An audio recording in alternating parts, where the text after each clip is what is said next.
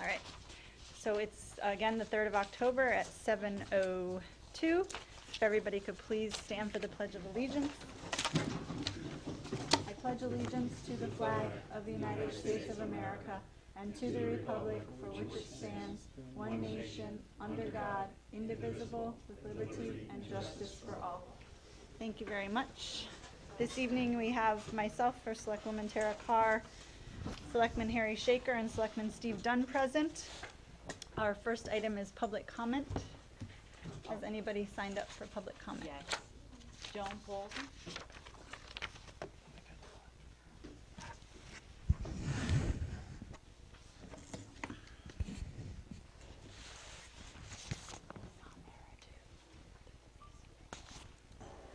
Hi. Hi, Joan Polson, 16 Twilight Lane.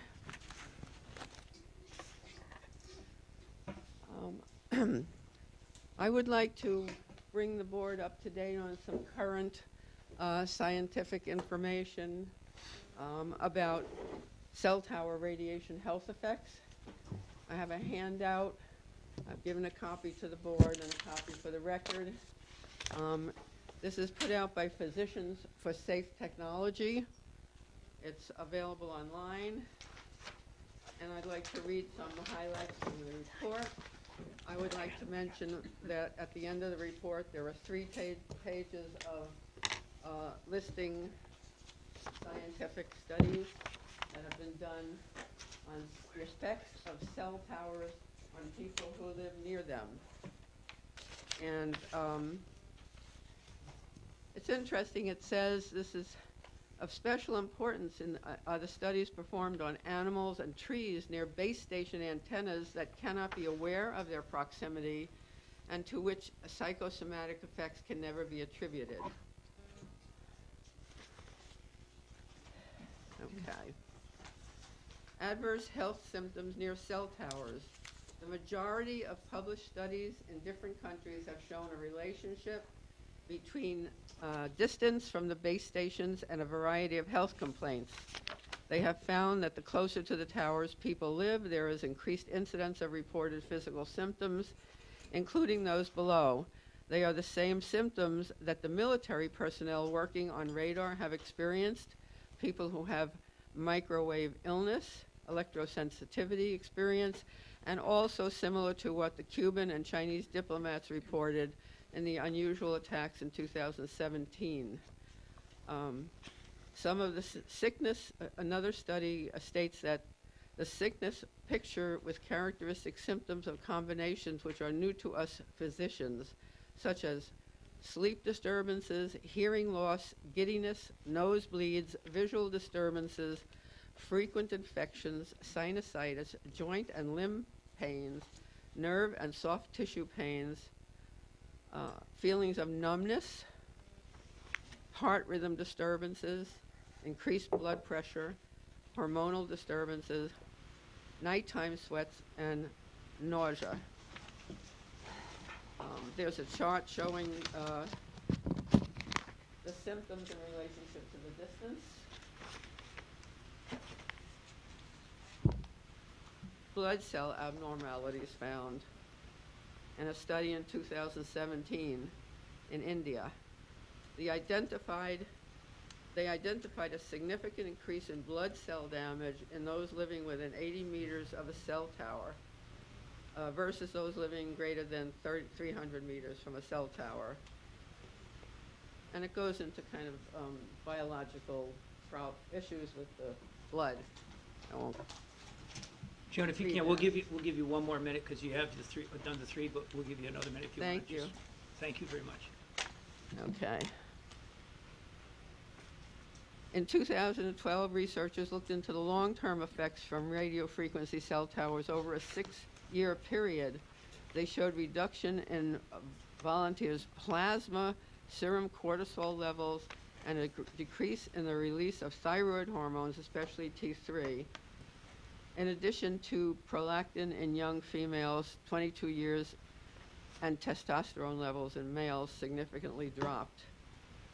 Stop me when you have to. Blake Levitt, an go ahead. award-winning medical science journalist from Connecticut, has recently, in 2010, published a book called Biological Effects from Exposure to Electromagnetic Radiation Emitted by Cell-Based Stations and Other Antenna Arrays.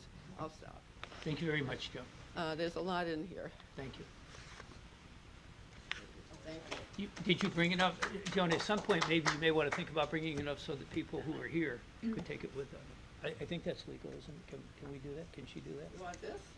No, we have one. I'm just Yeah. saying, just so that people in the audience know what you're saying or could take it home or something like Okay.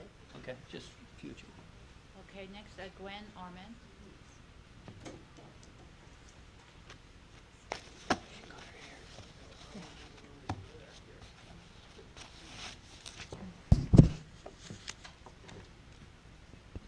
Hi, Gwen Arment, 62 Indian Trail. Good evening. Several citizens of Brookfield have hired a consultant to assess the availability of wireless service in several sites in Brookfield, including the site of the new school. All 4 sites, wireless service was well provided by major carriers from numerous antennas. A written report will be forthcoming with the names and numbers of providers covering each location. A technical spreadsheet will be included showing the power of the current antennas. There was no gap in service in any of these sites, including the school location. There was an average of approximately 8 to 12 antennas providing 4G service to each site. This is adequate for the communication needs of the community as required by the FCC. We would like a review of the zoning regulations and revisions, if necessary, to be sure they are fair and equitable regarding the density of cell towers to the telecom industry and to the town and the welfare of the citizens, taking into account the science on the health effects of proximity of homes and schools to such towers. The proposed tower on Vale Road, 60 Vale Road, is close to several neighborhoods, as well as being located only 2,030 feet from an existing tower. I have a map which shows all the towers. And just for your information, fiber is far faster and healthier than wireless. We will be asking for a meeting as soon as possible with First Selectman, Tara Carr, to submit and discuss the findings of the study. We would also like specific information on locations that are said to be gaps in service. We respectfully request that the board consider consulting with an attorney who specializes in cellular equipment issues and protecting consumers. His name is Andrew Campanelli. We can provide contact information. Thank you. Thank you. Thank you. Okay, this is Deauthorizing. Great, thank you very much.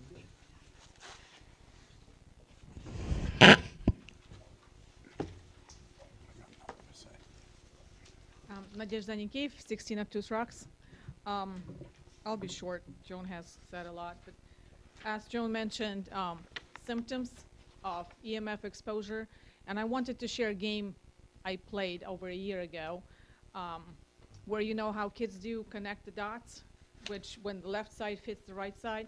I did a search and used Google and Mayo Clinic websites to get symptoms of COVID and get symptoms of EMF radiation, and connected. So we got fever and chills, we've got fatigue, we've got headaches, we've got diarrhea, we've got nausea and vomiting, and cough.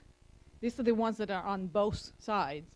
And we also got infections on the EMF side, which obviously corresponds very well with COVID-19. So imagine once the tower is up, how many more COVID cases we're gonna get. These symptoms match very well. So that's what I wanted to bring up. And another thing I wanted to share from Brookfield Library, I started reading this book, anybody can get it after I'm done, at our wonderful library. Wi-Fi Refugee, Plight of the Modern Day Canary. Basically, one of the many stories, just this lady decided to write a book on it. it's one of those stories where of a sensitive person, a person in this case who is sensitive to electromagnetic radiation. It's like those canneries they put in mines back many years ago. That cannery would be dead, right, if the human shouldn't go there. So the same way some people are very sensitive to this electromagnetic radiation. And so she tells her story and how hard it is and how people are not getting acknowledged. But these people, the sensitive people, are, for us, you know, when they react, it means that we react too, just not as much. It affects everyone. It affects our bodies, but it also affects animals and nature. Thank you, that's it. Thank you very much. Andy Kane? Andy, before you talk, I just want to make sure, I am going to have to leave our meeting for about 5 or 10 minutes. I have to go down to the ZBA meeting, and it's going to be in the next 10 minutes or so, so I just wanted to let you know, I'm not just kind of hightailing it, going for dinner. Nothing yet, no. And they're having a hard time hearing at home, so if you talk right into the microphone. Good evening. Andrew Kame, 5 Fernbrook Drive. Full disclosure, I'm on the zoning commission. I know last meeting, the Board of Selectmen have full authority to approve zoning changes in Brookfield. I just want to bring to your attention that part of the regulations are that second cuts in residential areas can be approved if it's a safety issue. The normal process is a building permit, zoning commission, zoning board of appeals, and then onto the selectmen if no satisfaction can be obtained by the citizen. So my recommendation would be that these things actually go through the process in the future. I just would like to talk a little bit about the lease renewal for 28 Obtuse Hill Road. I want to thank the selectmen for looking into this, specifically Tara for looking into this. The town being in the rental business, it's my opinion and many people's opinion in the town that the town shouldn't be in the rental business. We've lost a tremendous amount of money on this thing going forward, and of course we do not collect any property taxes on these buildings. I would recommend that you go to month on the lease and increase the rent where possible, and then look to selling the property if it can be. That property needs, in my opinion, from having walked it, I know there's a septic issue and there's some work to be done. We're still at a pretty high level of fair market value for houses in Brookfield. We're not going to make any money on it if we keep repairing it and collecting $1,000 or $1,500 a month. The main reason for this is the selectmen are really not designed to be rental managers or in the rental business. And it's my opinion that, and the opinion of many people in town, that Brookfield should concentrate on government and stay out of the rental business. Thank you for all your efforts. Appreciate everything. Thank you. Okay, Linda White?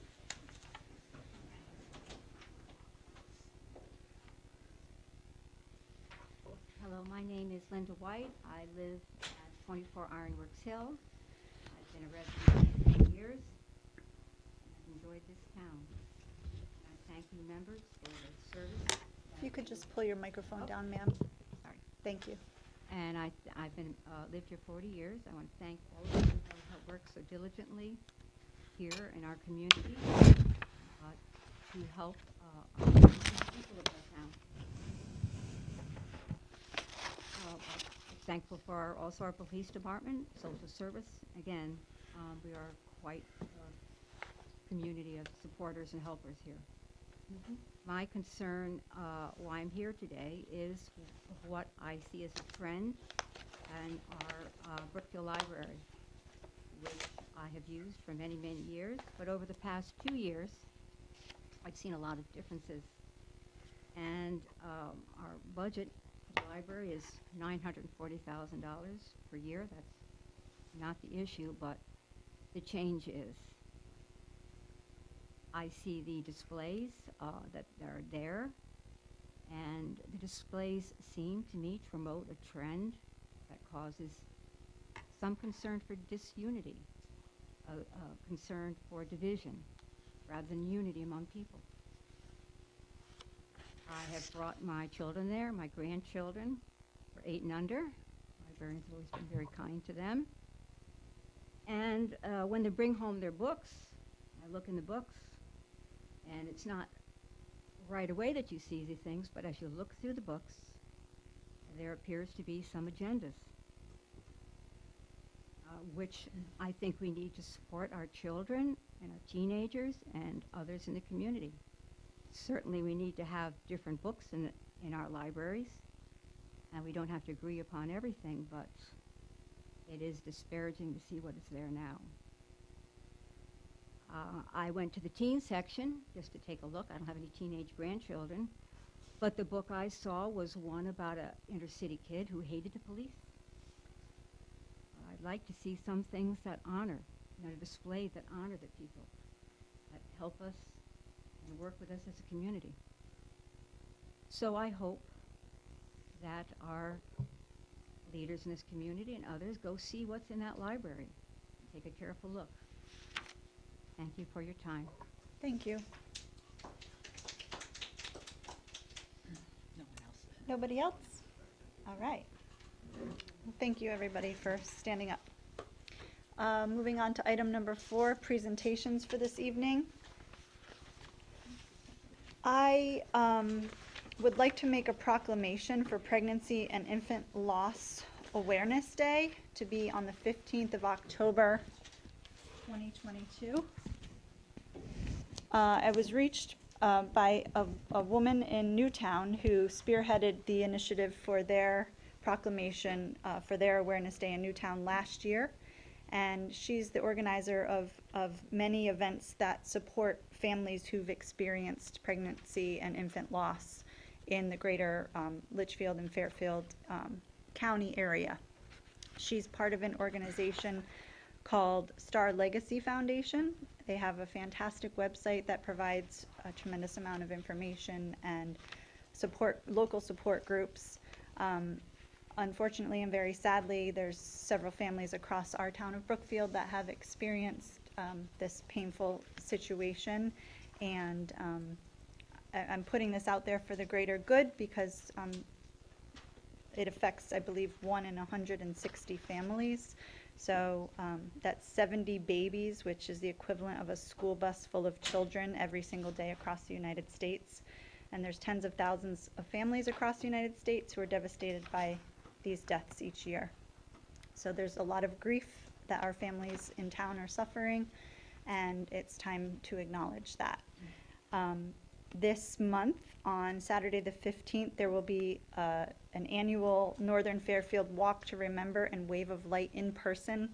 It's an event that will be held at Fairfield Hills. They're going to be meeting in front of the community center at 6 p.m. for a walk around the campus, and then they'll have a wave of light at 7 p.m. And this is actually a global event, so families and those affected and those in support of those affected will be lighting candles across the globe at the same time, which is really kind of special. And they're also going to be doing a baby name reading, and there's more information on their social media site. So I'm going to go ahead and read the proclamation for the town of Brookfield declaring 15th of October 2022 as Pregnancy and Infant Loss Awareness Day. And I'd like to thank Kathy for all of her hard work in getting all of this coordinated, as well as Ginny. Thank you, Ginny, for preparing the proclamation. So the proclamation reads, and bear with me, it's a little long, but I'll read fast. The Proclamation for Pregnancy and Infant Loss Awareness Day. Whereas each year approximately 26,000 families in the United States are told that their unborn baby has died before birth, and many of these stillbirths are preventable. Whereas experts have referred to stillbirth as the most understudied issue in medicine today. Stillbirth rates in the United States have been flat for decades. Inadequate research, education, and awareness could lead to a reduction. Pregnancy and infant loss is such a common occurrence, but one that is usually not discussed. Many Brookfield parents and families have suffered a miscarriage, stillbirth, or the death of an infant during delivery or shortly after birth. Such a terrible loss is often not recognized. Whereas Brookfield wishes to acknowledge the profound grief experienced by families who suffer the death of a small child, infant, or preterm baby. Whereas when a baby dies, whether in the womb or after birth, its life deserves to be recognized. Even the shortest of lives are still valuable, and the grief of those who mourn the loss of these lives should not be trivialized. Whereas Brookfield wishes to acknowledge the existence of the babies and infants that died far too early. Whereas this devastating tragedy often occurs suddenly without warning as a result of miscarriage, stillbirth, sudden infant death syndrome, accident, or other causes or complications. Whereas the tragedy of pregnancy and infant loss, which exacts a terrible emotional toll, may be preventable in some instances. Increased awareness of the cause and impacts surrounding pregnancy and infant loss may lead to greater understanding, support, and resources in communities across Brookfield. Whereas a day of remembrance honors the lives of children taken far too soon and supports grieving parents, grandparents, siblings, and other family members whose lives are forever altered by the heartbreak of losing a child. Whereas those parents and families require support and understanding during their time of grief. Whereas promoting awareness of the challenges faced by those parents and families is a positive means of establishing support and understanding. Whereas in 1988, President Ronald Reagan proclaimed October as Pregnancy and Infant Loss Awareness Month. Whereas recognizing Pregnancy and Infant Loss Awareness Day would enable the citizens of Brookfield to consider how, as individuals and communities, they can meet the needs of the bereaved mothers, fathers, and family members and work to prevent the causes of these deaths. Whereas on the 15th day, 10th month of every year, people around the world will light a candle at 7 p.m. in a wave of light to remember all babies gone too soon. Whereas the 15th day of October is recognized in parts of the United States and in many other jurisdictions around the world as a day of remembrance and awareness of pregnancy and infant loss. Now, therefore, I, Tara Carr, do hereby proclaim the 15th day of October to be Brookfield Pregnancy and Infant Loss Awareness Day and urge our citizens and all agencies and organizations to unite on that day in remembrance of all babies gone too soon, in support of all families grieving the death of their baby at any time during pregnancy or infancy, and in dedication to healthy pregnancy and the prevention of these tragedies. And I'll go ahead and sign this proclamation now. Sorry that was a little long-winded, but I think very important as we do, again, unfortunately and sadly, have families here in town who have experienced this loss.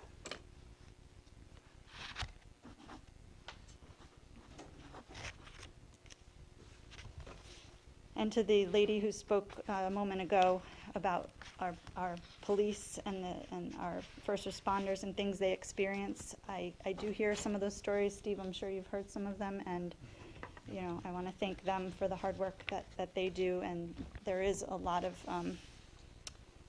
emotion involved with some of these incidents and responses, and our responders and police force are top-notch. And I know there's been a recent situation where our police officers were top-notch and continue to just really be tremendous contributors to our town and our community.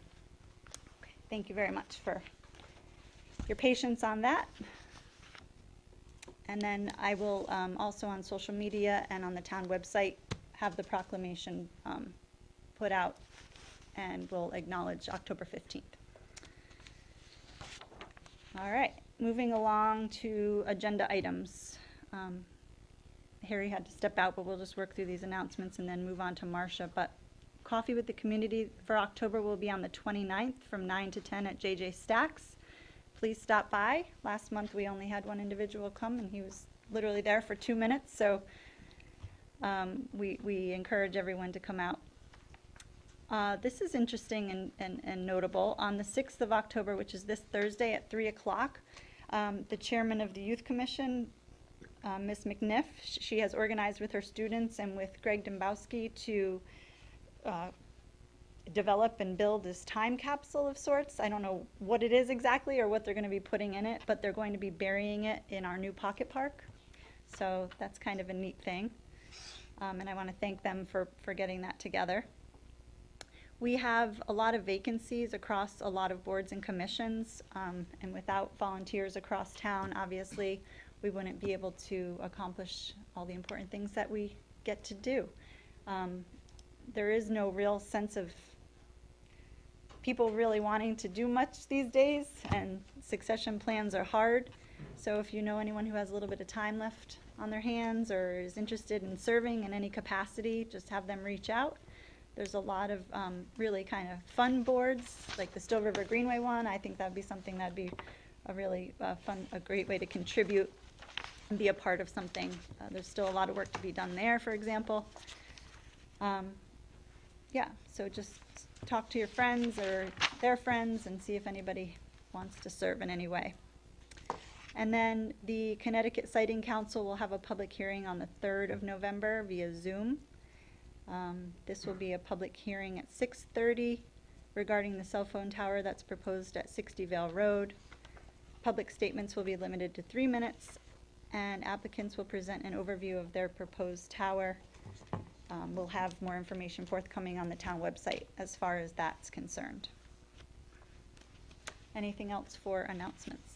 Just real quick, if you are, and anyone listening, if you are interested in one of these positions, to the RTC and the DTC, please make sure that you get the names into us so that we have time to take a look at them and you know, just get familiar with them so that, Or unaffiliated. They can just right, go or directly to the unaffiliated, first whoever you are, whatever group you're with, or whether you're just doing it on your own, please make sure you get it to us in, you know, in time so that we have time to review them and take a look at them. Thank you. Next item is our correspondence, and those are listed on the agenda. And over to Marcia for our monthly financial update.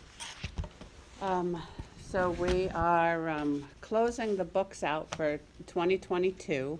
We are doing our first quarter transfers for 2023. We normally do them October, January, April, May, and June. And I'm thinking it might be easiest to talk about each item and then make the motion at the same time. And I'll do them in numerical order. I'm not exactly sure what the computer did on putting them in the agenda. But the first one is deauthorizing some bonds. That we authorize bonds, and we don't always need to take the full bond out. So there's two that we'd like to deauthorize. One is the Four Corners Streetscape project. The last time we deauthorized bonds was in 2019, and we still had an open issue with that project on removing the island. So that's why it wasn't deauthorized with that. And the second one is the Candlewood Lake water line that we authorized approximately $1.9 million, which was 100% of the project. The project has been completed, and this was the total amount. So we take the 1.9, we subtract what debt we did take out, and we have 1.1 million that we would like to deauthorize. And what that means is we can't go back later and say we want to take out debt for these projects, but these projects are completed, so we don't want to take out debt anyway.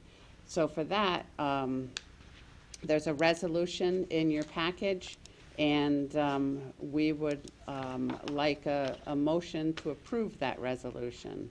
Can we just back up for a second? Sure. This says refer to two year-end 22 bonded capital project schedule, right? I don't see Streetscape Phase 1 on this schedule. So are you looking, I'm looking at. Looking at your year-end 22 bonded capital project schedule, that's what this refers to, right? See, Hold on, let me. see number 2, general attachment number 2.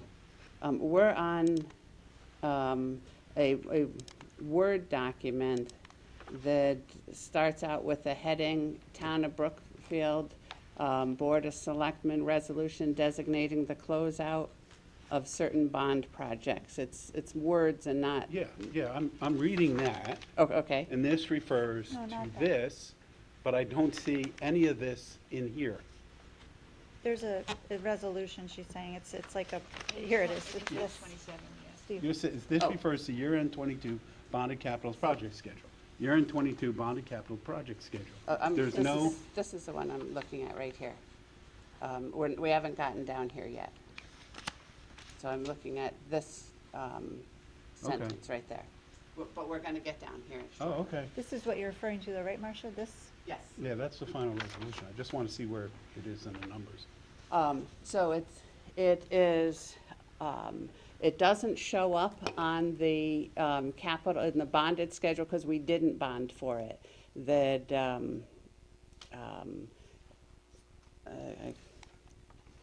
for the 380, the streetscape phase 1 has been closed for a while.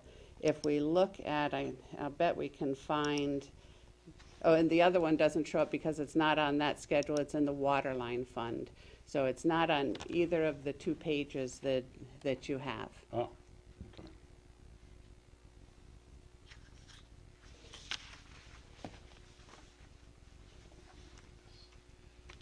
There's a lot of items here. Yeah, There is a lot of items there. That's all. okay. So you're going through this, so the partial financial statement, we don't need to take any action on that, that's your information. So on the bonded capitals, you want to. So one above that, on the little sheet, it doesn't have a number next to it in, I mean, item 1 on this? Above, right here, Steve. It says resolution designating the closeout of certain bond projects. She's up here right now. Yeah, we're still up there. we're still up there. Okay, Yeah, we're still up there, and I wanted to know if you would close out the bonding on the water line and close out the bonding on phase 1 of the streetscape. I'd like to see where that is in these. I can show you that it is in the partial financial statements as of June 30th. Okay. Well, the water line isn't in there, or the one isn't in there at all, because we never took those bonds out, and it was closed out back in 2019. So it wouldn't still be in the financial statement since it's closed. The For water streetscape line. phase 1. Yeah. The printout of the financial statements. Which one? I got Is about it, 20 is of it them. this? Which one are we talking about? I think it's the first one on the I stack. just want to make sure I understand what we're talking about. Yep. So it's a big one, the printout of the financial statements. It's so small. Yeah. That, so this is the water assessment Okay. fund. And, Okay. those bonds come out of the water assessment Right. fund. That's as of June 30th.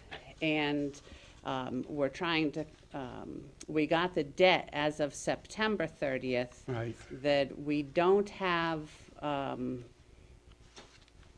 the reason we want to do this now is we're trying, when we do our official statement at the end of the week, we want to have as little debt as possible outstanding there.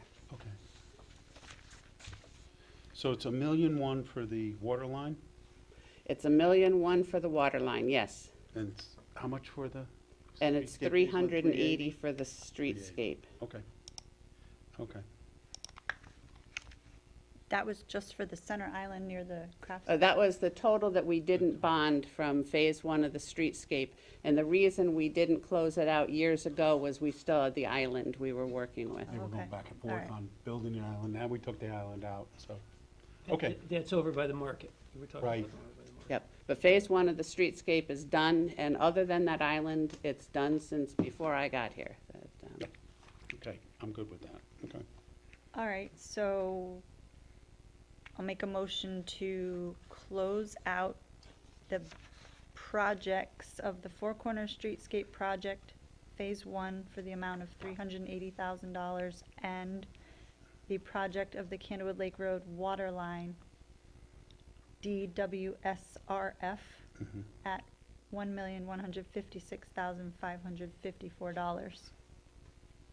I'll second it. Any discussion? No. All in favor to close these projects? Aye. Aye. Aye. So now we're looking down, you've got the partial financial statements, and we're not gonna make, that's just informational only. It's labeled number 1. We're not gonna make any, motions on that one. So then we go to number 2, bonded capital projects. And what we'd like to do is to close out some of the bonded capital projects that, in the past, you haven't done this at a Board of Selectmen's meeting before, but there was a new policy set up in the Board of Finance in March to do a more formal closing process of these things. So if you look at the one that says it says 2 on it, bonded capital projects, that We're closing a total of $74,000. That would include just balances left in the money, the Candlewood command vehicles, some different public works vehicles that had extra money that came in under budget. The Bobcat Toolcat replacement vehicle came under budget. The backfield turf replacement came under budget. And those items add up to $74,702. And so that money would be closed out of those projects and drop down into fund balance. We didn't have any of these items that came in over, right? Doesn't look Nothing like came it. in over. Okay. So this isn't under the closeouts and project transfers column, then? It's separate Yeah. from this. I'm looking at the wrong Right there, document. when you get to the third page, 74, Oh, 72, Thanks. close out line. There's 3 pages of it. Ah, gotcha. That makes sense. Okay. I would make the motion to transfer the remaining budget balance of $74,702 as evidenced in the general attachment to year-end 22 bonded capital project schedule to the general fund as it's no longer needed. Not to the general fund, to fund balance. To fund balance, I'm Yep. sorry. We've got to keep it in the bonded fund Yeah. to follow the Right. bond rules. Thank you for that correction. I'll second this, Steve. Any discussion? No. None. All in favor? Aye. Aye. On number 3, which is the cash capital projects, we want to do the same thing, that we're closing out projects. This is year-end 22. We're closing out projects that some of these are adding money and some are subtracting money. The reval reserve, we're adding 15,000 just because that was the extra money from the actual reval project. The GIS additional funding, they didn't turn out to need that. The police, it's extra money for vehicles and allocating the vehicle money. For fire, there's a few little items. For public works, the biggest one is the electric vehicle station, the match, but we didn't get the grant, so we're closing that out. Some small items there. The zero-turn mower for Parks and Rec is $388. The Still River Greenway, the master plan, we're adding some money there that we had to do some work in order to get a grant. And then the education, the stage floor, the balance that's there. Closing all of those out and going to fund balance in the capital non-recurring fund.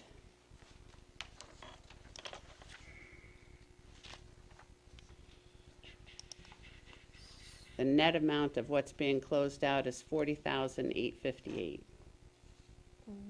Where is that reflected on here, Marcia? It doesn't show on a nice neat like the other one did because we're moving money around for the premiums and to balance the cash, so it doesn't show nice and neatly. Okay. It's that 13,000 net with 27,000 extra that we're moving up to Yeah. The 13,835, yeah. close out, for what we're using to balance this year's budget. Okay.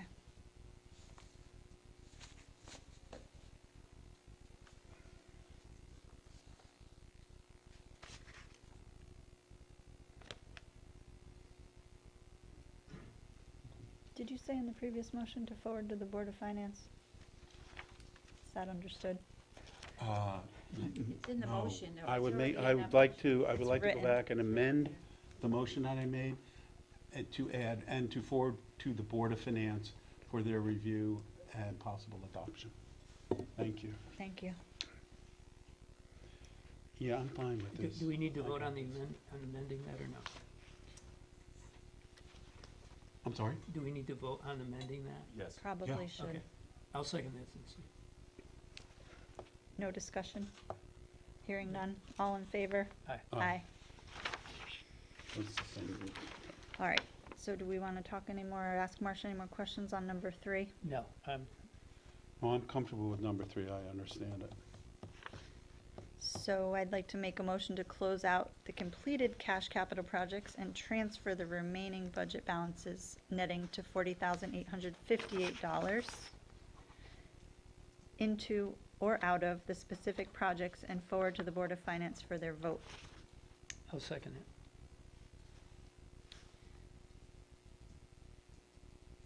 Any discussion? No, I'm None. comfortable with that. All in favor? Aye. Aye. Number 4 is the ARPA fund, and we're just doing the same thing for the ARPA fund, is closing out some of the projects that either closing or reducing. For example, the Still River Greenway, they didn't need the full 75. We're reducing it to 50. We may reduce it again later. But that way, we're doing this as of June 30th. That way, we have a better idea of what would be available to us going forward.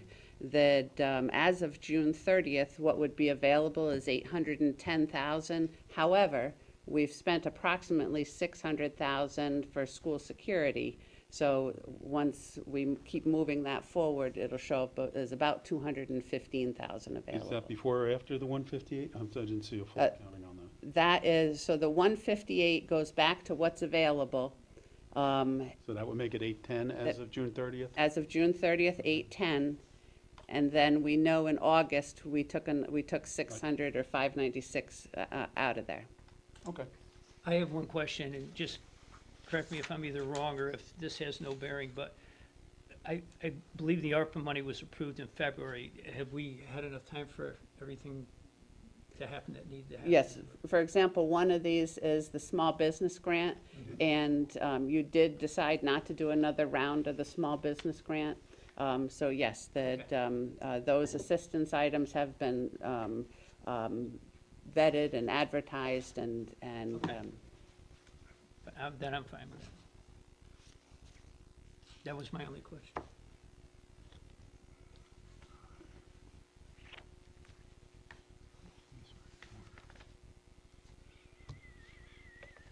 Anybody else?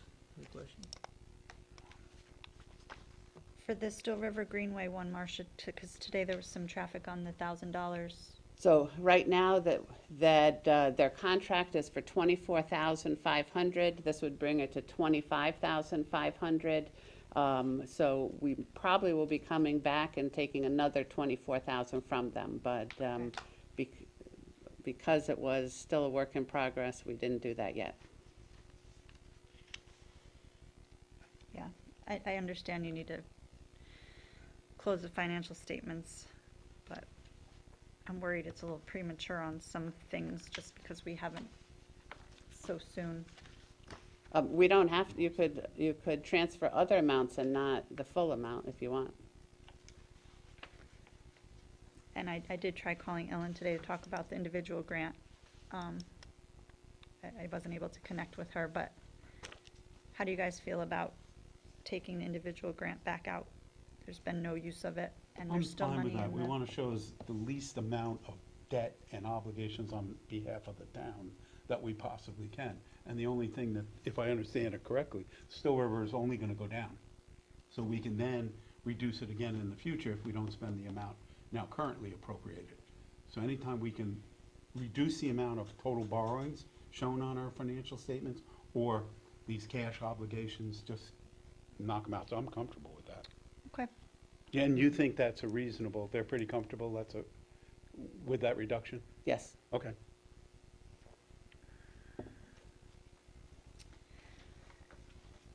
All right. So we ready for a motion then? To reduce the $158,500 of specific ARPA appropriations and transfer the funding to assign for future allocations. I'll second that motion. Any discussion? None. All in favor? Aye. Aye. Number 5 is the last one for year end '22, And that is more familiar to you, that's the process that we've been going through for budget transfers. And this is just closing out the year. That every year we do that for small items here and there. That I'm trying to see if we have anything. I can't remember anything exciting that was here. And my PDF is blank after page 1. So if you have a question, you let me know. Yeah. These are virtually all of them are intra department Yes. transfers. There's a few ones that would need to go to the Board of Finance, such as the volunteer fire EMS at $3,200 and emergency management at $3,200, $122. I just want to take another look at this. It's fine. I'm pulling up the Excel version so Yeah. I can see all the I numbers. think we're Is this talking, the 11-page document? no, this is It is probably 11 pages, yes. number 5. Yeah. The biggest is the legal fees, right? If I'm reading this correctly? And I think we're taking money out of the legal fees. Right, and reallocating it to other Yep, and departments. the reason we're taking money out of the legal fees is there was a large case that was handled by an outside attorney that Tom Beecher couldn't handle. And that he was, not that he couldn't handle, that he was not independent for. Yeah. And recused I himself. believe that case is still going on, but the costs were not That's high. in last year. Okay.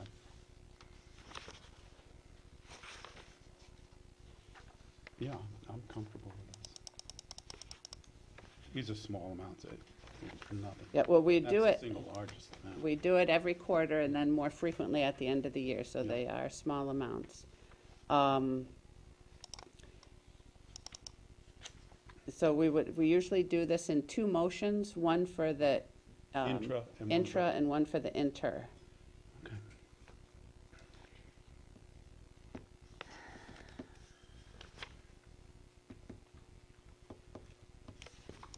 I'm comfortable with this.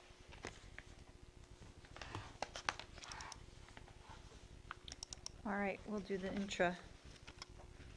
I'd like to make a motion to approve the intra-department transfers as shown on attachment number 5, year-end 2022 budget versus actual expenditures I'll second that.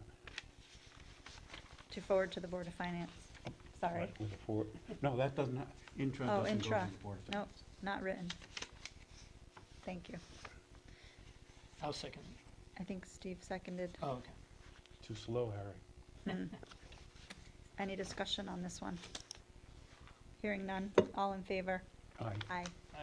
Aye.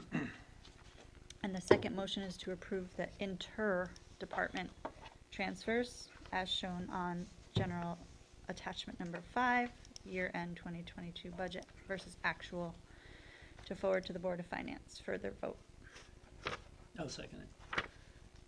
Discussion? No. None. None? All in favor?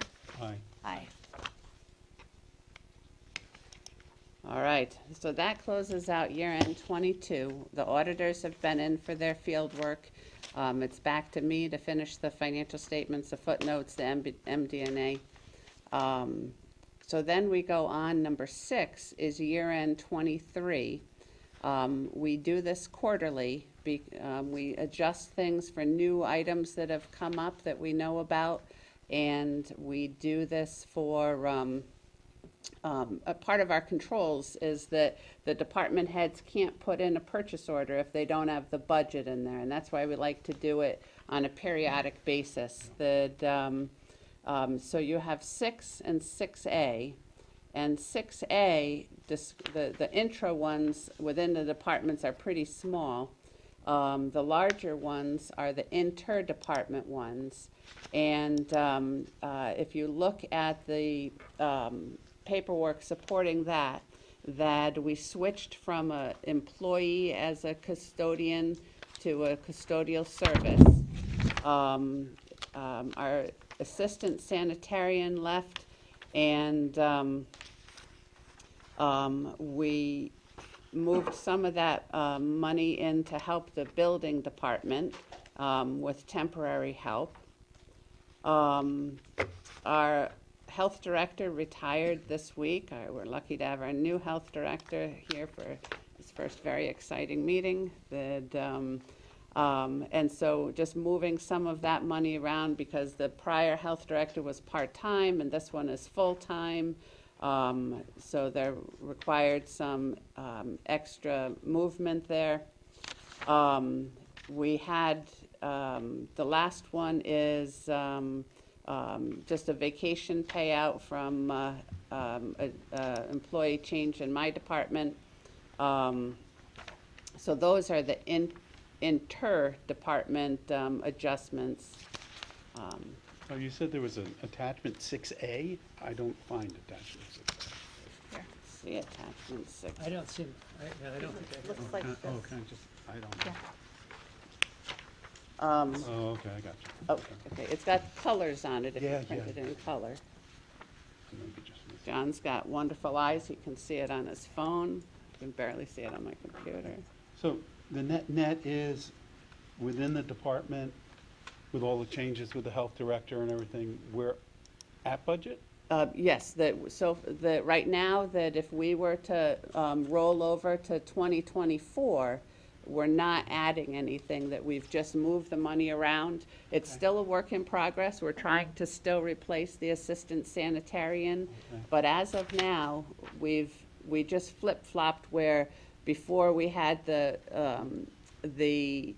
lead person, the health director is part-time and the assistant is full-time. Now we have a full-time health director and a part-time assistant.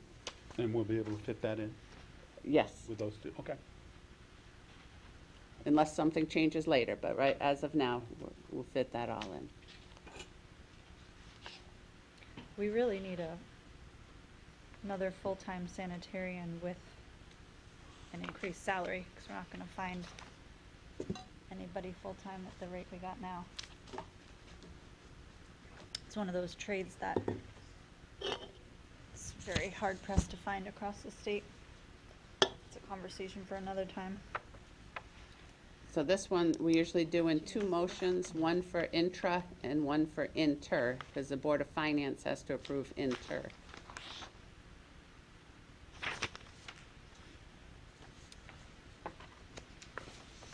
Do you guys need more time to look at that? No, No, I'm good with that, now that I've seen that. I've seen that before. So I'll make a motion to approve the intra-department transfers as shown on the attachment 6, year-end 23 budget versus actual expenditures as of the 27th of September, 2022. Are you doing intra or inter? Intra. intra. It's two motions. Oh, and there's a second motion? Should be two, right? The second motion is inter. Yeah. There are some Are you ready intra. for inter? There are both, yes. There are both, yeah. Oh, I thought we were just doing intra. Okay, are you guys ready for the inter as well? Yeah. Whichever one you wanna- Two for? And a motion to approve the inter-department transfers as shown on the same attachment. Budget versus actual, forward to the Board of Finance for their vote. I'll second that. Any discussion? All in favor? Aye. Aye. Now you have to do the intra. Oh, we just did. No, we just did one, we didn't finish the first one. I did the motion to You approve started the as intra-department in- transfers. Interdepartment. No, Right. Second. Intra first. And I added a second part, the inter. I read it right off of here. This, I but, don't think we voted on the yeah, intra. well, that was my question. We should have voted on the first one, Yeah. then read the second. Right. But We didn't vote someone on the said, first. Oh, I put them together. Okay, I'll separate them out. Let's do a redo. Like to make a motion to approve the intra-department transfers as shown on the attached budget versus actual. I thought so. Attachment 6, year-end 23 budget versus actual expenditures dated 9/27/2022. I'll second. All in favor? Aye. Aye. Aye. And a motion to approve the inter-department transfers as shown on the attached budget versus actual to forward to the Board of Finance. I'll second it. Any discussion? No. All in favor? Aye. Aye. I did think I thought I heard somebody say we're doing both at once. Yeah, I read, okay, No, it's but- fine. We're good. Moving right along. Number 7. Number 7 is year-end 23, and this is bonded. And there's the only one item in bonded that we're moving now is the plumbing fixtures at the school. Came in $11,594 under budget. And so we'd like to transfer that because the second one that would be in bonded is the boys' locker room, and that's in red here because I didn't know the legality of what had to be done with that, and it's later on in the agenda.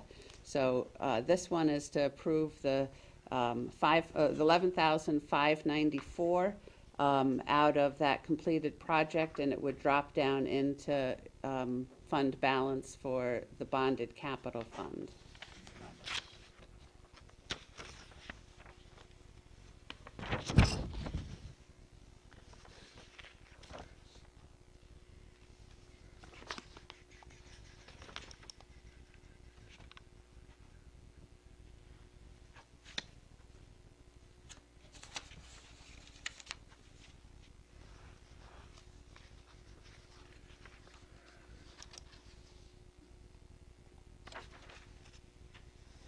So I only see one closeout here, is that right? That's correct, just one. Right, okay, now I misheard you then. For the plumbing.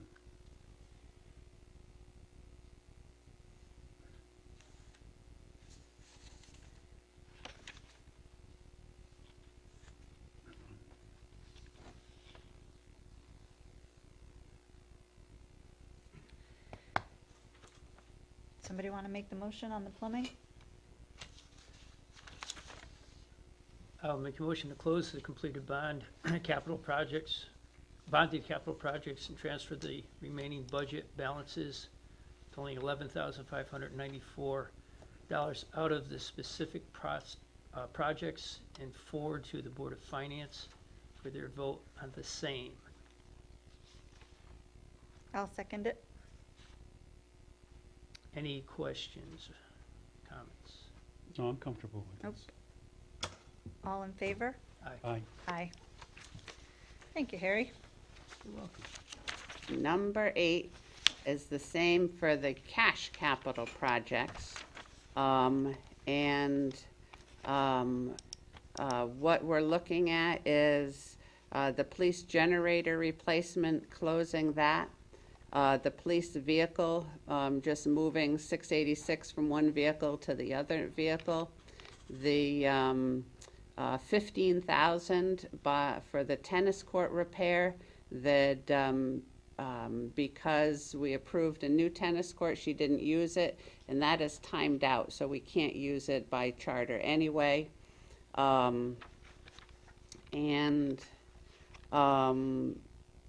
We've got, Building management system? pardon me? Building management? The building management system, that's done. There's $5,870 left. So the total going into fund balance in the capital non-recurring fund is $22,507. Okay.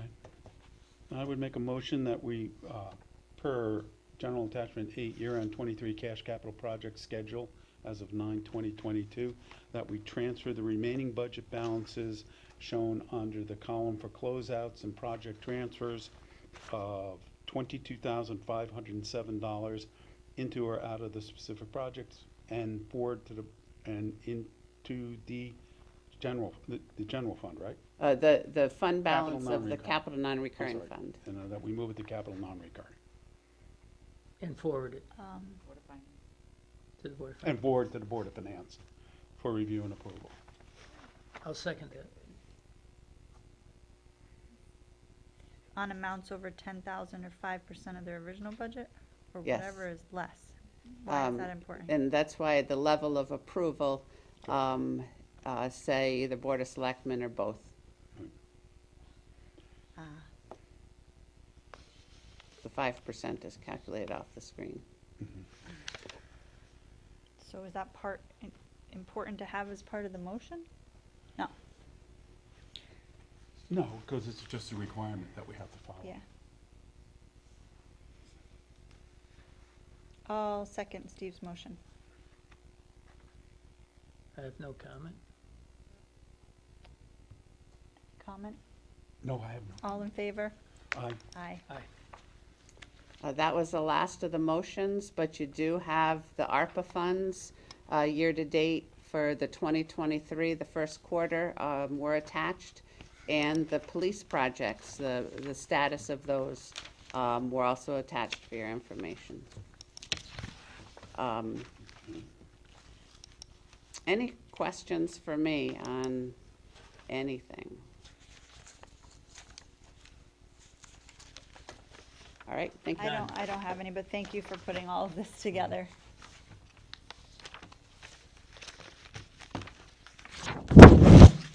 All right.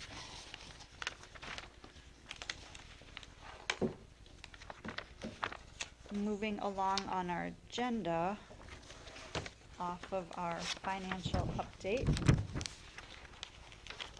I'd like to make a motion to move the item 6B to 6A, because we have our HR director here.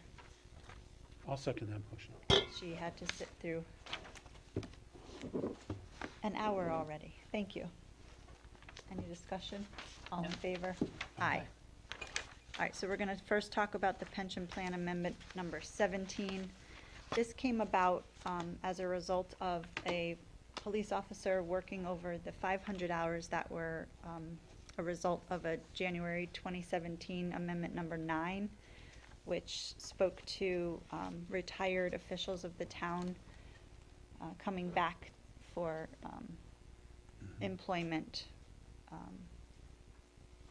So it came to my attention again because the individual worked a little bit over the 500 hours, and in this time where we're having a shortage of police officers and a need for more work across the board, I asked the HR director to look into what we could do to see if there was any viable option to increase those hours. And it turned out from the attorney that there is an option, and that is to increase it to, you can increase it to 1,500 hours. Fern, do you want to speak to that? So, Steve, you were involved in this one. Yeah, why don't you come up to the microphone so Sure. people who are, And thank you for being here, Fern. Sure, my pleasure. Steve, as you may remember, years back when I first came on board, yeah. we discovered that there was no provision in the pension that allowed retirees to actually work without suspending their benefits. So we had an amendment 9, which basically, after speaking with the pension attorney, we felt 500 hours was a sufficient amount of time, only because of the fact that most retirees, when they leave, they usually don't come back. However, we're fortunate enough to have police officers who do retire and do want to come back and help out when they can. So that being said, they would have to suspend their pension in order to be able to continue to work over the 500 hours. So after speaking with our counsel, our pension attorney, we were advised that we can increase the hours. But we wanted to be careful because we don't want to give them enough hours that they would be considered full-time employees, and then we end up having benefits that were required by law to give to them. So 1,000 hours was a good time frame. It's double what they're getting now, and I feel, in my opinion, that it's a sufficient amount of hours that we should allow them. So I'd like to, any questions or Yeah. discussion? So with our attorney for the pensions, the officers that are retired and working for the police, they're, correct me if I'm wrong, almost virtually doing outside services, It's through a right? vendor, yeah. Working construction sites, Correct. directing traffic. Correct. They may work at the schools, but it's not Good. necessarily in the client. So here's my question. They're not actually acting as, they're not police officers. They're police officers, but they're to get to the distinction, they're outside contractors for the police department who have the skill sets from working many years as police officers are not qualified to do those jobs. So I understand the rules because I've run into it and I've had the problem before with people like double dipping. They retire and the next day they come back working full-time. And Right. that's what we want to avoid. Yeah, we want to avoid that. But in this case, I think this job is so different. I don't think, I think we should have a limit, but the job is so different. You would not equate a police officer with a guy, no offense to any police officers, with Officer Waldmiller working a job. They're two different jobs. They're very, very different jobs. Has our legal counsel opined on that at all? It doesn't really matter, Steve, because they're still considered an employee of the town regardless of what their position is. And the choices are 1,000 hours or what, 1,500? Well, we don't want to go to 1,500 because if we get close to 1,500, we're going to have to give them, offer them benefits. So that now you're adding on a whole nother, medical benefits, dental benefits. What's a driver for benefits, 32 hours a week? 30? So that would be basically 1,600 hours. 15, 20, something. Yeah.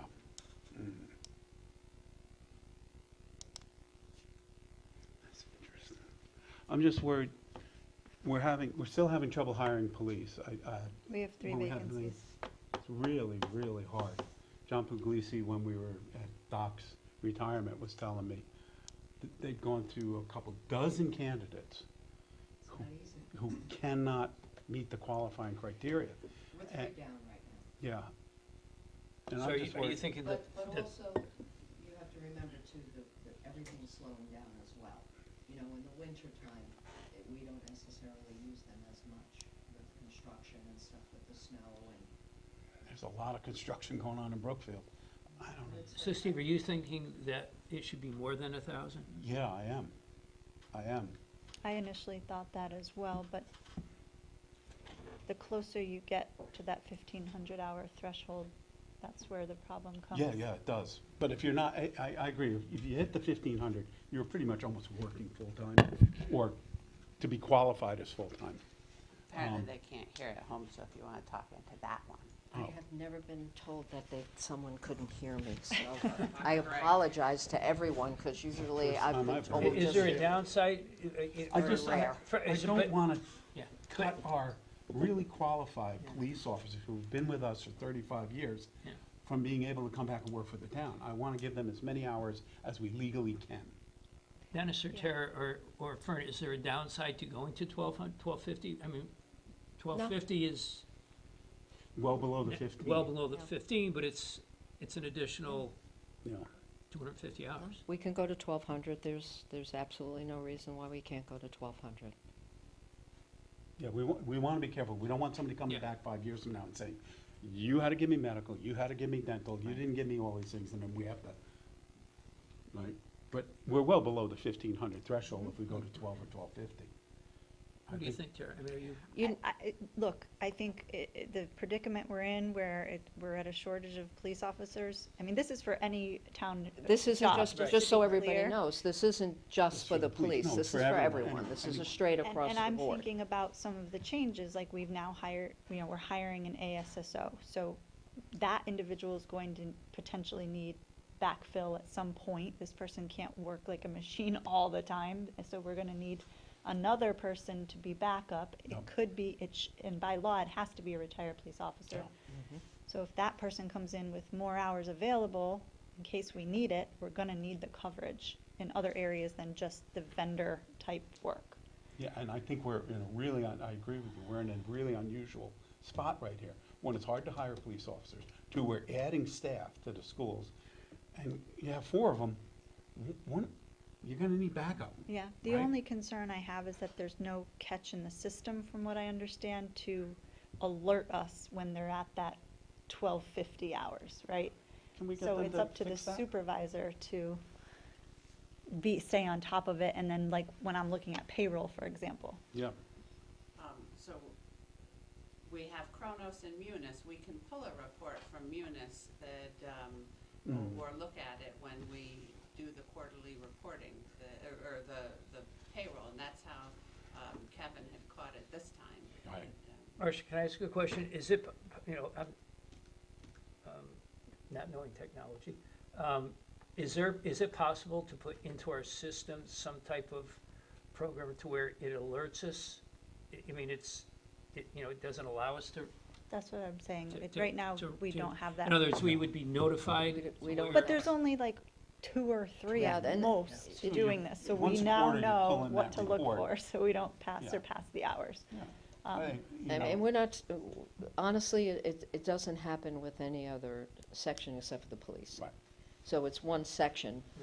The police are not on our scheduling system, No. so it makes it even more difficult. That's what I'm saying. It's really, on the ownership of the supervisors to make sure that they're not scheduling over, and we run into a situation, that we did.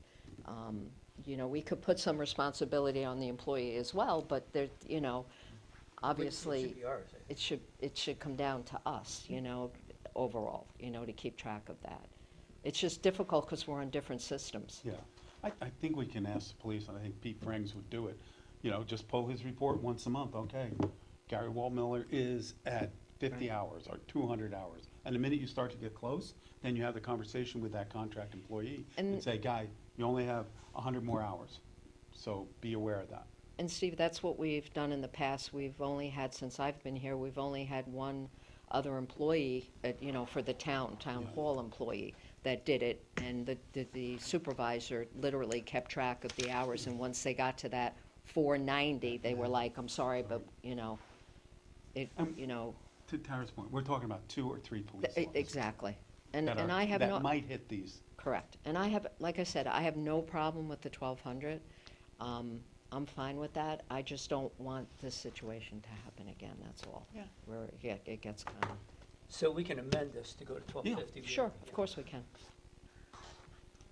Well, I would be in agreement to do that. Okay. I'm So- fine with it, guys. We're thinking 1250? Yeah, I'd like 1,250 more than 1,200. I mean, that's 250, I mean, that's, if they were working a week is 40, I mean, you're looking at,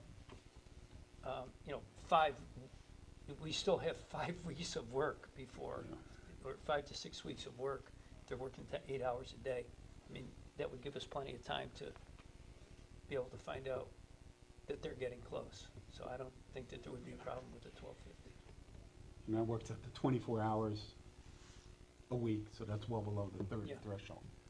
So I would make a motion to approve this with the change to 1,250 hours and ask that the department head assign someone to monitor this so that we don't run into trouble. I'll second that. Discussion? All in favor? Aye. Aye. Thank you, Fern. This is going to be 12. And then also, the policy behind it, which was also submitted as well, which is basically putting the ownership on the director, to keep track, And that's just in draft form right now, but correct? we're working on it. Thank you. Yeah. I mean, if anybody has any suggestions or Back to work. additions or whatever, more than happy to hear it, so. we're gonna let it- Okay, I can revise this, and as long as you guys agree upon it, we can sign it tomorrow, make it effective tomorrow. Okay, great. Thank you. Okay? Thank you. Great, thank you, guys. Thank you so much. Yep. Thanks for waiting for. All right, back to item 6 alpha, the lease agreement. Do I have to make a motion to go back to that? Yeah, we make a motion to approve the lease Yeah. agreement? No, you're just going back to your Yeah, normal. yeah. So I want to talk about this a little bit here because I never like it when it comes time for this kind of thing. It's very uncomfortable. One of the residents stated earlier that the town shouldn't be in a business of, coming up with a payment for a lease, especially in this climate where, things are insanely expensive and families could be struggling. It's just, in this particular property, there's been a lot of work that's been done at tens of thousands of dollars and more work that needs to be done. So, I do want to talk about where we want the lease, the price to be for the monthly rent, the market rate. And Tammy out of the assessor's office, she comprised all of the fair market values for rents for all of our town properties. And this particular property at 28 Obtuse goes for $2,400 a month. The current tenants are paying $1,100 currently. I'd like to. You've been in the, No, I'm not I interested. have.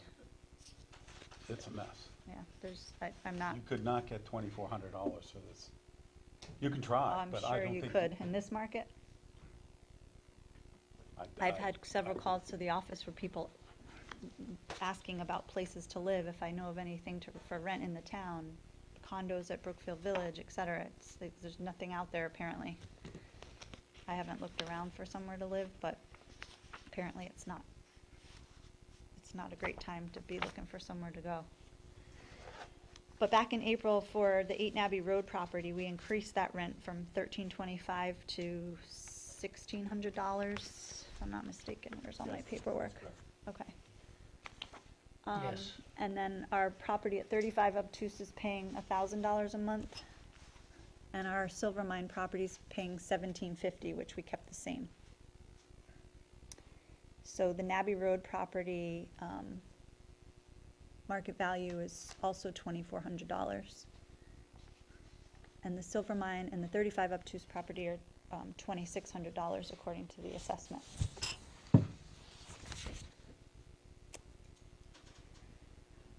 So I was thinking that we do similar to what we asked for an increase at Nabby Road, which would bring the rent at 28 Obtuse up to $1,600, which is a $500 a month increase,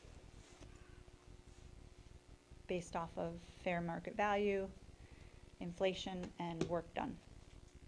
And also the rent has not increased on this property since 2013. Here's my thoughts, Steve and Tara. We have two choices. We either make the renovations where we can get market value or higher than market value, which I would never want to do, personally. We shouldn't be in the business of being, realtors or tenants. I think that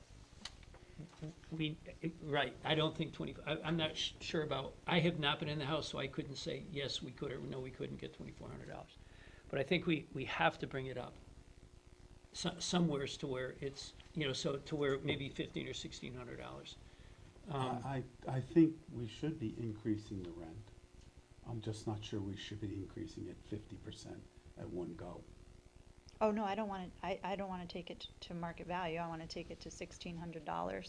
Well, what he's saying is that's bringing it up. It's 1,000 now, 50% increase. No, it's makes it- 1,100 now. Okay, so 46%. That's a big increase. But, as you said, the rent has not increased on that property, and the work's been done on it in many years. The one thing that I know that when we raised the other one, it was effective at their next payment. My thought is, and I talked a little bit with Tara about this today, my thought is because their rent is due in a week, that, I know that we didn't, It's due it's, after November 1st. this one, I thought it was, It's due I on the thought it was 10th of October 10th. November. This lease expires on the 31st of October, which is why we're addressing it tonight. And it's due Oh, on okay. the 10th. Why did I thought that this was due on the 10th of October. This is not due on, We're adjusting it tonight, the first week of October, because it expires at the end of October. okay. So when will this take effect? On the November 1st. November 1st of Oh, okay, November. okay. But the Okay. rent So isn't due until. That was the my- 10th. Month's notice. That was my only concern, was to give them, because I was under the impression that this was on the 10th. But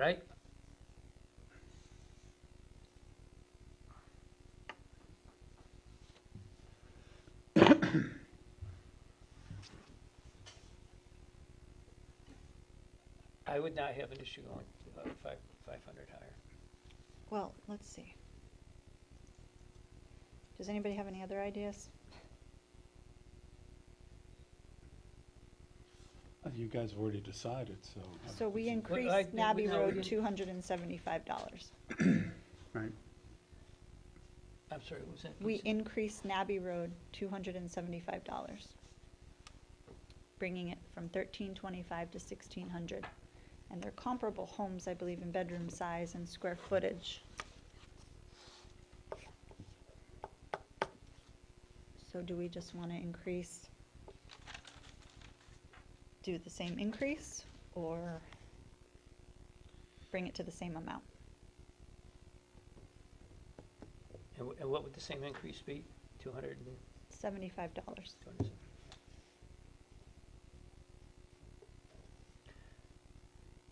I mean, that would make it $13.75 a month. yes. To be honest with you, I think that I would be more comfortable with that, not having gone in and Yeah. taking a look at what they're. Yeah, because living what I'm conditions concerned of is we raise this rent enough, the tenant will move out. And I've been in there. And I'm sure tens of, It's not in great shape. hundreds It's of bad. families will It's be worse lined up to situation. pay $1,600 a month on that property. Yeah, my concern isn't that someone would leave and we wouldn't be able to fill it, but I I don't want them to leave, because what are we saying? Like, we're increasing the rent, go find somewhere else to live for that's less money? I mean, it's very uncomfortable, this whole thing Yeah, is they're terrible. a good tenant, they don't cause the town any problems, you know, we're not getting complaints from anyone. They're, you know, Nope. not They every. got a good would deal. it- Would it be possible to raise it to 275 with the, with the plan to raise it again in a number, and maybe, I don't know, in a certain amount of time to where we get it to $1,500? So that they understand that this 275 is for a limited amount of So time. just for, we're gonna redo the basement, it's $17,000. Yeah. So if we charge $13.75 in rent, we're not even gonna make enough in a year to cover the basement repair. And we just put in a $12,000 or $14,000 septic system.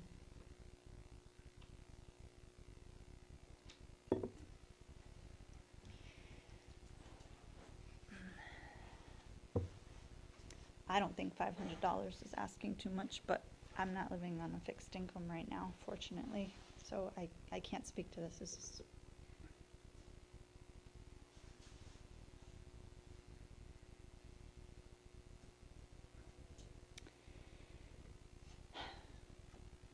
any other ideas? I So agree. far, we have bring it to $1,600 to match 8 Nabby Road's rent, or increase it to $275, pardon me, for a total of $13.75 monthly rent. Those are two options. Anything else?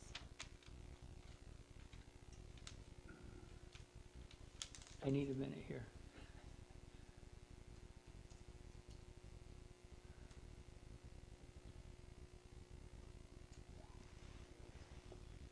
Crickets. Well, I'm Make a motion. I'm Gonna torn. do that. I'm torn because, in one sense, it's not the residents' fault that the house is in disrepair. No. In the other sense, they have been paying $1,000 for 9 years for something, so. There's no doubt a rent increase is a reasonable thing. It becomes, is the rent increase reasonable given the condition of the property? And regardless if it's gonna cost $17,000 to fix the basement, guess what? That's gonna fix it for 40 years. Divide 17,000 by 40 years, right? You have an annual cost of $300, $400.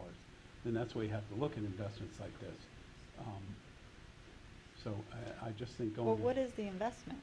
We didn't get that house for free. We paid a tremendous amount of money for it, actually. Right, but if this house is in pristine condition, you could probably get $2,300, $2,400 a month for it. But it's not in pristine. You get what the quality of the place is, right? I think if you move this to 1,600, this tenant is gonna move out, and then you're gonna spend 2 or 3 months trying to find somebody to take it over. And anybody who comes in is going to say, wait a minute, I want it this done, I want that done, I want this done, to make it habitable for a normal family. Well, that's when we get our survey and parcel the property out and sell it to recoup some money so we can buy some open space. Yeah, well, we do a survey on properties that are at least average quality from a rent standpoint. This property is not at the average, it's not. I have the assessors, I don't care, you haven't been in that property. and nor will I go in, that's somebody's private residence. Yeah, well, I have. They I don't invited think me in that's and I right. looked at it. It is a mess. It does need a lot of work. And they've never pushed us hard to get any of this work done. They really haven't. So Even Maybe if they it's didn't 16, push you're but taking they're risk. If pushing you move now it to 'cause it's that 1,600, bad. there's a good chance this tenant will probably move out. And then you're gonna spend 2 or 3 months finding another tenant, or perhaps longer. You're taking a risk. my other train of Which one? thought is that at $1,600, they're still $800 behind what would, if it was in, updated condition, be $2,400. So even though, yes, and my other, again, I'm being torn because at $1,600, it is still a bargain, even if it is not in the condition that it should be, because you're still only 2/3 to where you should be for market rate. Okay, I I'd think- like. Well, we can are argue this back and forth for an hour.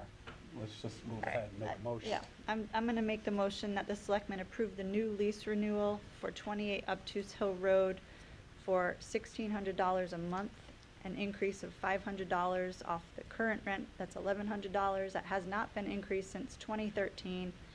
And the fees will remain the same at $25 late payment and $100 repair and alterations as indicated on the lease agreement. I'll second that. Any discussion? No, not even. Okay. All in favor? Aye. I'm a nay. Knew that one was coming. I just wanted to point out too, at any time, if the board does decide it wants to look into selling the property, move forward a survey, it can still do so as the landlord. It still has a right to be able to do that, and upon reasonable notice, any broker or realtor can gain access to the property. I mean, my view on that, Dennis, is we should be doing it with all of them except for Silvermine, because I don't believe we can with Silvermine. Whatever the policy of the board is, it's completely fine. I just want to make sure that that just because we're entering into the lease doesn't mean you can't look into doing a survey if you'd like, piecing off the parcel as you think is appropriate, and also having some realtors look at the property and give some fair market value analysis for a potential sale. You can do that whenever the board would like. All right, thank you. Ultimately, it will have to go to a referendum for a vote on whether or not we want to sell it. Yeah. Okay. Updates. Okay, you voted, Did I miss sorry. something? Steve voted no? Yeah. Okay. So our first update, I just wanted to speak quickly about the Brownfields Grant, that the application was submitted on the 22nd of September, and we are waiting to hear if we are being considered for the project. It's my understanding that if we are, we will be asked to go to an interview, in which case we'll be brought in person, and I think there's a second proceeding after that. But we did go out to RFP, and we did partner with Brookfield Village LLC. So we submitted together a 38-page application. I believe it's 38 pages. And so that is now in and up for consideration. So I'll keep the town apprised as we hear back on that. 7 Bravo, the STEEP grant. The town was awarded the $500,000, which is good news, through the Small Town Economic Assistance Program for the Brookfield Market sewer area, or for the system in the Brookfield Market area. And the WPCA's next steps will be to begin the grant contract process with the Office of Policy and Management and begin to finalize their bid documents. From there, the project will be put out to bid, and they'll have a better idea at that time if there will be any balance remaining, or what the benefit assessments will be calculated at. Additionally, the WPCA is having a public hearing on the 26th of October at Town Hall, as required by Section 7-247 Alpha, to have the public hearing on the proposed acquisition and the construction of sewers for the Brookfield Market area. So that's the update on the STEEP grant. Does anybody have anything to add for either Alpha or Bravo? No. Moving on to 7 Charlie, the locker room, our coveted locker room project that we approved at our Board of Selectmen meeting last month on the 6th of September. We forwarded our request to the Board of Finance for them to approve funding from the bonded capital from the Wiskaneer Middle School electrical project in the amount of $117,176. And at their Board of Finance meeting on the 14th, they did not approve our request due to some questions they had in a request for legal opinion from our town attorney. And the legal opinion is included in the packet tonight. For the record, Attorney Kokinos reached out to the chairman of the Board of Finance as well as the whole Board of Finance, inviting them to contact him at any time with any questions they may have prior to their next meeting. Were there questions? Not yet, no. Did you get a response yet? Just a receipt response, Okay. but no further inquiries to date. Okay. And how long ago was that you? It was Thursday or Friday of last week. Okay, thank you. I believe Friday. I It was think Friday of last the week. 21st. Oh, that you reached out to them or that you Yes. submitted? Okay. Yeah, that I reached out. Yeah.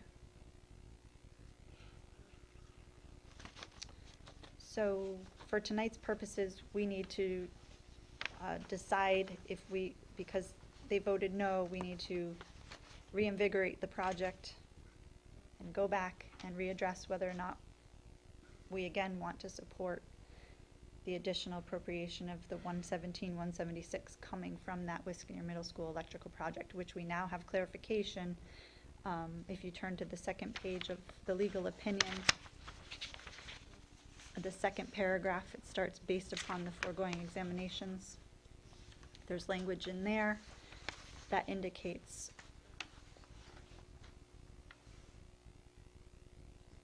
we are able to do so. And they meet next Wednesday, correct?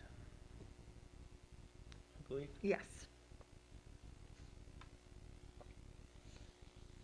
So, Dennis, you're basically saying that we can borrow money from 1 year's capital approved projects? Both the same year. Oh. Both are 2022 years. I thought 2018, 19, and then 2021, 22.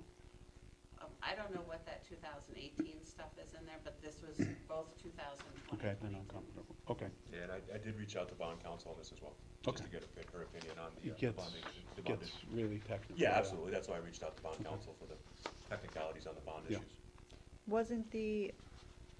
When was the locker room first approved in the resolution, in the referendum? 2022. No, the original funding for the locker room, 2022. the 1 point, I you thought that guys was had some 2018. money. 2022 was the 1.3 million. There was no There was referendum on the some locker room? Before that, looking at architects and Right. planning Study. and stuff like Oh, that. okay. The actual construction was, the 1.3 million was 2022. The language of the bond resolutions are the same, which is what primarily the opinion is based upon. One question that I have after reading through this again is, we had put it forward to the Board of Finance. They did not approve it because they had some questions that they wanted to just get clarification on. So they have the answers from our legal counsel. They've acknowledged that they've gotten them. If we forward this tonight to them again, I mean, do we need to wait till they No, I think confirm that they're, They- you know? they've rejected it, so Right. it's dead right now. Okay, so now, okay, Nothing happens unless we okay, reinvigorate it Okay. and send it on okay. again. All right, They good. can have any questions Yep. they want. Ostensibly, the questions that they had were answered by Dennis, Okay, all right, good. so Okay. I would say move it on to them. So, Should we do a recommend, do we have- when did I want to talk about the locker room itself for just a second. When did when did it first come before the town that this is a problem? 1996? Well, okay. No, we've Fair been enough. looking at this. I think it was The town's been looking 17. at this for many years, but, yeah, 22, yeah. and here's the locker Oh, room. okay, all right, gotcha. We were Here's talking the- about it.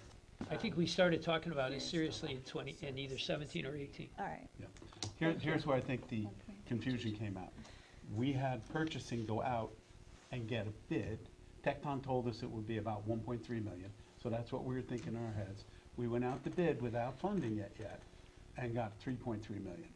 And then over 2 years, we finally got it down to a reasonable number, and then we went for the And I think that was bond. I about think two that's thou- what's I confusing. think that's Yeah. like, I think 2017, 18 is when we did that. Yeah, that's, when it really started to pick up.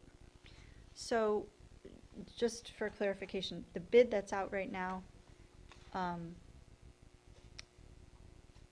they had asked for a 30-day extension, which Right. would take us to 3 weeks from Mhm. today. So I spoke with both Paul Checo and Bob Belden, and actually, Marcia and I had a meeting with Dr. Burrell this afternoon. Bob, Paul, and John are all on board that this project should be a go. The high school barely passed accreditation the last time because of the locker room. So we're just hanging on with a thread here. Mhm. It's essentially out of code, it's substandard. There's a lot of reasons I think you both know why this should be addressed. It's beyond substandard. I'm in favor of, committing to the project and getting it done. It's just that the way it's unraveled, we're at this juncture now where we are getting less of a product. It's a reduced scope for more money. We're paying more for something that we originally thought we were gonna get, now we're not getting that. And I think that was the concern of the Board of Finance is, do we have to take this back to the voters because it's something different than went forth at referendum? Yeah, And the but- clarification is now here. Right, Dennis? Yeah, all of our bond resolutions allow the Board of Selectmen as needed to reduce the scope of any project to fit it within the budget. That's always been in our capability in the bond resolutions, right, Dennis? As I've seen it, that's the resolution language in 1819, when we look back at, Hold on. whatever history was provided to me, because I asked for some documents to get the opinion together, the language was the same. I conferred with bond counsel, she conferred that as long as she's been doing it, it's been similar language, so. Yeah. All right. Do you guys have anything else you want to talk about? No? No. So, we'll make the motion that the selectmen forward the town attorney's legal opinion dated 9/21/2022 to the Board of Finance regarding the boys' locker room project, and based on the information of the legal opinion, resubmit our request of the Board of Selectmen to the Board of Finance in the amount of the 117, how much is it? $117,176 for the BHS boys' locker room project to be funded from the bonded capital of the Wiskaneer Middle School electrical project. I'll second that. Any discussion? No. All in favor? Aye. Aye. Aye. Consent agenda. I'd like to make a motion that the selectmen approve items alpha through delta on our consent agenda. I'll second that motion. I'd like to highlight our employee changes because we do have our new Director of Public Health here, but before I invite him forward to introduce himself, I do want to thank and welcome all of our new employees, especially our 2 new police officers who I had the pleasure of attending their swearing-in ceremony. And one is from Danbury, one is from Waterbury, and one has an adorable little son who I said stole the ceremony. He was very cute. But we have a new dispatcher and a new land use evening secretary, a new part-time accountant who's working for Marcia. Yeah, and sadly, Dr. Sullivan is now officially retired. We said goodbye to him last week. But he potentially will be coming back as our medical advisor. Aaron, would you mind taking just a few seconds to introduce yourself to the board? Oh, you can come to the microphone. I don't think that's working, so why don't you come sit here? Yeah, let's Oh. just leave there. Probably somebody from Right. zoning forgot their map. Or the tower. Okay, Welcome to Brookfield. thank you. Little bit of background about me. Aaron? I have not. Uh-huh. I This feel like is I know Selectman you from Shaker. somewhere. I know, you look very familiar. Yeah, I think I know you from somewhere. I don't know Do you where. line dance? No, terrible dancer. Thank you for having me here. It's nice meeting all of you. I'm Aaron. I'm actually a little personal background, and I'll give you guys a little bit of my education background and professional background. I'm 33 years old. I'm a father of one, 8 months old boy. I am a Brookfield resident since 2018, fall of 2018. And we love Brookfield since 2018. It was, amazing. I moved from Danbury when I used to live with my parents. A little bit of my educational background. I have a bachelor's degree in community health from WestCon. I do have my master's in public health in concentration to environmental health science from New York Medical College, in addition to industrial hygiene graduate certificate. I have all my certifications from state of Connecticut with all the requirements from RS to food inspector to required septic certifications and lead and more, obviously. And I've been in public health since 2014. It's been about 8 years. Went through major outbreaks, along with different experiences from septic to food to housing to blight. And here I am, Director of Health of Brookfield Health Department. I am honored and excited and ready for the position. And that's me. If you guys have any questions, I'd like to answer them. Feel free. I don't have any questions. I'd like to welcome you. We look forward to working with you. Thank you. And, yeah, we're here, and I know I'm here anytime you need any help or have any questions. Appreciate it. Yeah, the very first morning he was here, I said, come on, we're going to WPCA, we gotta Yeah, talk about sewers. Yeah, the sewers, yeah. So we're happy to have you, Aaron. No problem. And, thanks for being part of the team. Look And forward for to your it. patience this evening, I'm sorry No it took so problem, long and to get to this point. If anything I could do, just come by and we'll work it out. Okay, great, thank you. Appreciate that. Yeah, Thank you. anytime. Thank you, guys. Have a good night. Yeah. I'm sorry to steal you away from your family, but It's okay. I think Marcia's going on full 20 hours of being in the building. Okay, guys. All right, so I think I got a second on the consent agenda. Any further discussion? Hearing None. none. All in favor? Aye. Aye. And number 9, I did want to talk about the capital planning ad hoc committee. The way the appointment was written was a little wonky, just because it spoke to the 2022-23 budget year, which we're now headed to a new fiscal year, so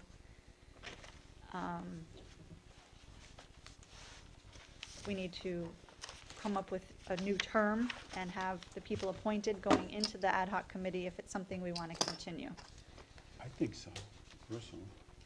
I think everyone on the Board of Finance and Board of Selectmen and Board of Ed thought it was helpful and useful. I did It too. saved a lot of time when we were going into the actual budget process. And prioritizing, that's where it really helps. You have each department come in, they all make very good arguments for everything that they want. It's when you're prioritizing between departments, it gets a little more difficult. I think it's a good idea. I think everyone else did too. Yeah, and I sat in most of those meetings, and it was extremely helpful. My only concern is with the budget and going into this era of fiscal fragility, frugality, whatever you want to call it, the Oh. debt bubble, I should say. You know, how much capital planning are we actually going to have? We can't bond the town away, like, you know, I had this conversation with Marcia today, like, how much more bonding can we do? Yeah, So, even if you plan to do very little borrowing, which is understandable, or even cash, you still want to know what's out there and what needs to be done, what's critical. I think the capital budgeting process can really say, no, you can't put this off another year. Or, yes, you can put this off another year, for whatever the item is. I think it's still a good process. yeah. So we solicited for feedback on who is still interested in being on the capital committee. Ricky has expressed interest to remain, but not chair. Right. Brianna, we have not heard back from. Ryan is on board, and then I solicited to Bob Belden, and he is interested. What were there, 5 on there, 6 on that committee last year? There's a list in here. We have a list somewhere. think there's Rosa 6. was listed, but Is this something that we would have people, you know, do we just appoint this, or, I'm trying to remember, or, you know, do we have people? Each of the boards, at least when we started, each of the boards asked a board member, do you want to be part of this? And Ricky put his hand up and said, I'll do it, and then they asked him to be chairman. And I think the Yeah. Board of Ed did the same thing. Who on this board would be interested? I don't think we had any problem getting people to do it, because they saw the efficacy of it. so it was Ricky, Rosa, Brianna, and Ryan. Ryan. No, Ryan came later. Ryan came later. I think there So was is more this than 4. supposed to be like a subcommittee of the Board of Finance, or? No, it's an ad hoc committee formed by the Board of Selectmen and with invitations to the Board of Finance and Board of Ed to join this ad hoc committee. And it's not really any one board. The Board of Selectmen I just think formed it. I think we chose those 2 boards because those are the 2, you know, those are the 2 main boards in setting up the, Right. as far as the budget goes. The Yeah, well, Board of the Board of Finance- Ed makes many Right. capital requests, Right. and the Board of Finance has final approval for any capital I mean, request. that's why we decided, So, and I would bring Marcia too. I'd ask Marcia to be part I of it. thought I should be support and not on. Yeah, no, as support, attending, but not part of the committee. That way you can give your unbiased opinions. All right, so if we tabled this to November, I can't believe it's gonna be November already. That'll give us time to ensure the parties are ready for appointment. Or the people, I should say. Because right now, we've got Ricky, Ryan, and Bob committed. I mean, how many people do we want this committee to be? 5? Yeah, I wouldn't do much more than 7. And then I think 5 would be. I would be Five's a good a number. 5's a really good ex number. officio. And Ken, Post, and Marcia would be, As advisors. yeah. So we still need to identify another individual. Especially Ken, because Ken is the one who's gonna make the arguments for 2. all of the schools' capital projects, whereas on the town side, each of the departments does it. So why don't we table it till we Yeah. confirm Yeah. with the other 2? All right, I'm fine with that. wanna make the I'll make a motion? motion that we table the appointments and approval of the ad hoc Capital- committee till our next meeting. I'll second. I'll second. None. All in favor? Aye. And then finally, to appoint Aaron, and he has departed as our new Director of Health, as he's been approved by the State Department of Health. So I'll make a motion that the Selectmen approve the appointment of Aaron Celan as Director of Health for the town of Brookfield for a term of 9/19/22 to 2/6/24. I'll second that. Any discussion? No. All in favor? Aye. Aye. And a motion to adjourn. So made. Thank you. Any discussion on it? No, no discussion. All in favor? Aye. Aye. Hold on a second, hold on a second. Thank you. Hold on a second, can I take a look at something? Oh, Do we have meeting's public over. comment at the end of our thing? No, Okay. Too late. we're done. Meeting's closed. Turn your mic off, Harry.